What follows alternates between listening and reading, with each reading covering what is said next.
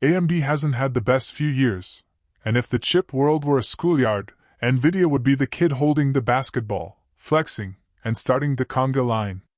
But AMD isn't out of the game. It's a scrappy, diversified company with consoles, embedded processors, CPUs, and GPUs. The short version, AMD's problem and its promise. AMD's problem is blunt: the biggest computing build-out in history, the cloud plus AI GPU boom, has been dominated by one company, Nvidia. For workloads that train the largest models, Nvidia's stack, hardware plus software, has become the de facto standard, and market share figures confirm it. That reality makes it very hard for AMD to bump Nvidia head-on in the training market. The promise: AMD isn't a one-trick GPU vendor. It is a broader semiconductor company: CPUs, EPYC/Ryzen, GPUs, Radeon, Instinct, semi-custom chips for game consoles, and an embedded division. If any single part of AMD's mix recovers or re-rates, the whole story changes. Their multi-product position buys optionality. Why Nvidia is the dominant bully on the playground. Picture the modern AI data center as a concert stadium. Nvidia built the stage, the sound system, and the fog machine, then sold the whole experience to every band. That stage advantage is technical and commercial. Nvidia pushed CUDA, optimized software libraries, and scaled wafer supply and system partnerships, giving it a near monopoly on high-performance training GPUs.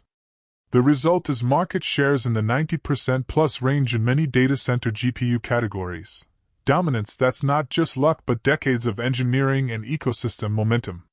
Why that matters for AMD: even if AMD's chips are technically competent, customers choosing between the safer, well-supported option, Nvidia, and a newer alternative will often pick the former, particularly for mission-critical AI training. But AMD isn't trying to be the next Nvidia in one dimension. AMD's strategy looks more like this: be excellent where you can be excellent, CPUs, consoles, embedded, and be a credible alternative in GPUs rather than an all-out usurper. In real terms, that means EPYC CPUs are winning share in servers, a separate, high-margin lane. Semi-custom SoCs anchor AMD in consoles. Those contracts are stable, and the volume matters. Embedded chips sell into industrial and networking applications. That diversification matters. While GPU training is the headline, the data center and client markets comprise many revenue streams, and AMD participates in several of them. This makes AMD a portfolio company inside the semiconductor world rather than a single product bet. By the way, if you are benefiting from the content so far and want more like this, like the video, it means much to me. Hit the subscribe button, turn on the notifications bell, and comment the word more. Just go ahead and type the word more so I know. Now that you have commented, let's continue. Hyperscalers are designing their own chips, and Broadcom is a new plot twist. Here's the next wrinkle: the hyperscalers, Amazon, Google, Microsoft, Meta, even OpenAI indirectly, have been building bespoke silicon, Graviton, Trainium, TPU, and the like, to get performance and cost advantages for their workloads.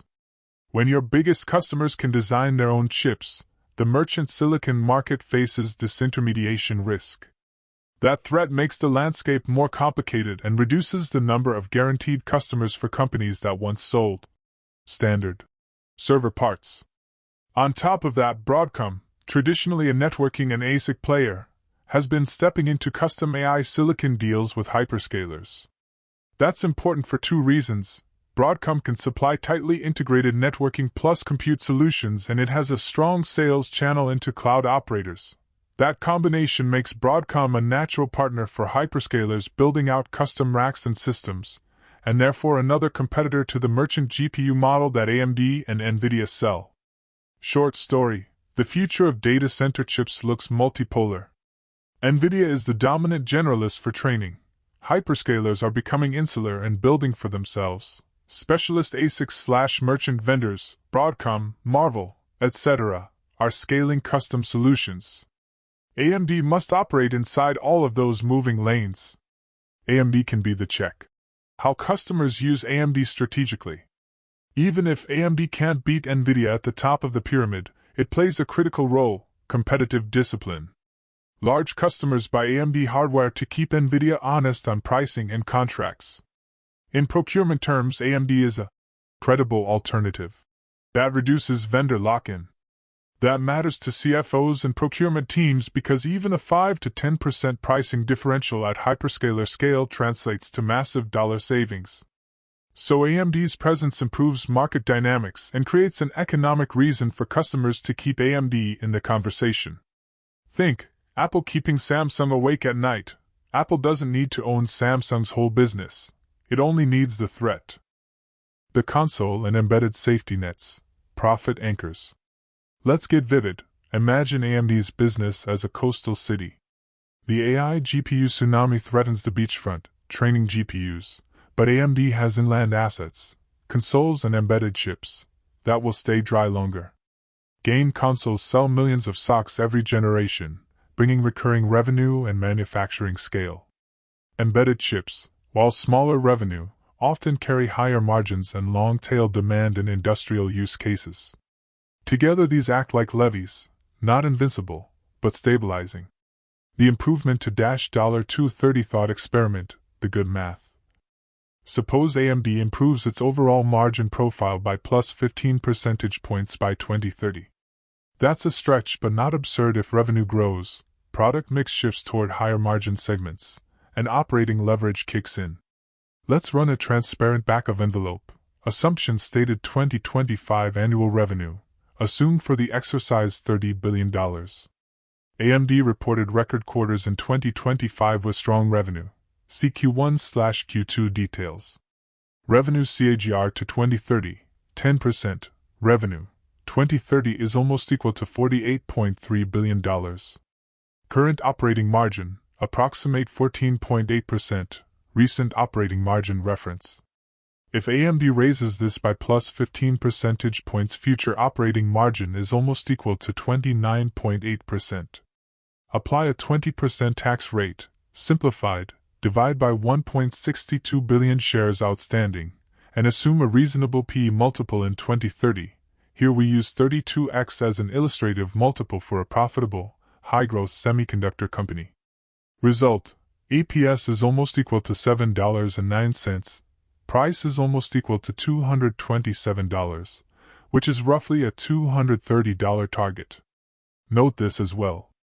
Moreover, brethren, I would not that ye should be ignorant, how that all our fathers were under the cloud, and all passed through the sea, and were all baptized unto Moses in the cloud and in the sea, and did all eat the same spiritual meat, and did all drink the same spiritual drink, for they drank of that spiritual rock that followed them, and that rock was Christ.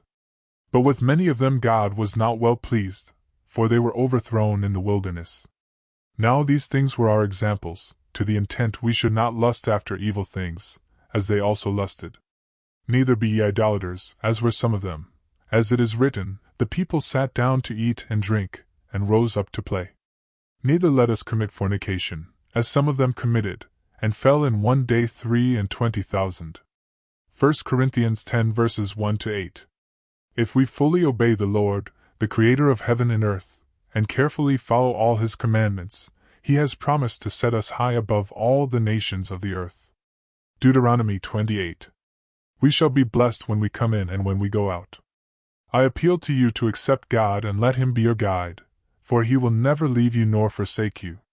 Do not be afraid, do not be discouraged. Deuteronomy 31 verse 8. Want more information? Please check the description section. That's the end for now. If you have watched until the end, drop a comment like this: I stayed until the end. Just comment that I stayed until the end.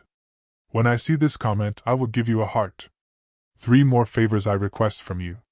First, like this video, subscribe and then turn on the notifications bell. If you do this, you greatly encourage me to continue bringing to you insightful content.